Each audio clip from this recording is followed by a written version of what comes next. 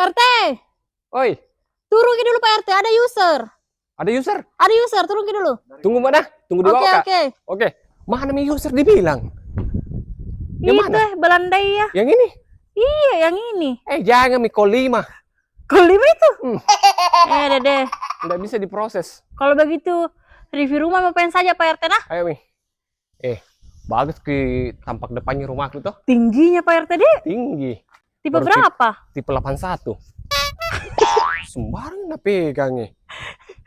Ukuran tanahnya Pak RT? Kesan dulu ambil video kan. Berapa luas rumahmu? Biar Miko 5, tapi banyak kita tabunganku di BRI. Deh. Tabungan pinjaman.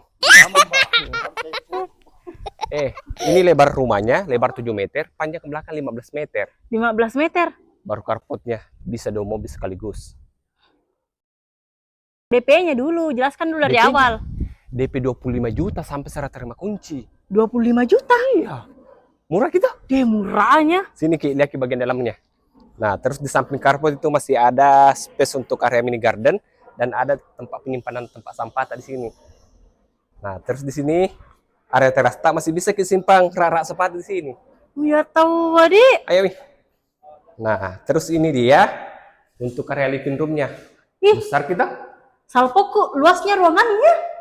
Luas Ki, baru masih bisa Ki pasang partisi di sini untuk sekat Ki ruang tamu dengan ruang keluarga. Dan di lantai 1 itu 2 kamar tidurnya. Ini kamar tidur pertama. Oke? Iya. Nah, terus ini dia untuk kamar tidur kedua. Ini kamar tidur keduanya, ada kamar mandi dalamnya. Oh, ini bisa untuk kamar tidur orang tua. Iya, yang susah naik turun tangga toh. Iya, baru ada juga tahu kamar mandinya.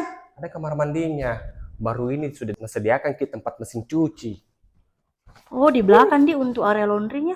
Baru luasnya, space tanah kosongnya. Tapi ini Pak RT, kalau kita mau bangun di belakang sini masih bisa. Masih bisa. Bisa gitu langsung? Bisa. Mau dijadikan perluasan area dapur. Nah, terus kita sudah sediakan juga dudukan kompor dengan wastafel cuci piring. Oh, jadi lengkap nih. Lengkap nih. Nah, di lantai 1 itu 2 kamar mandinya.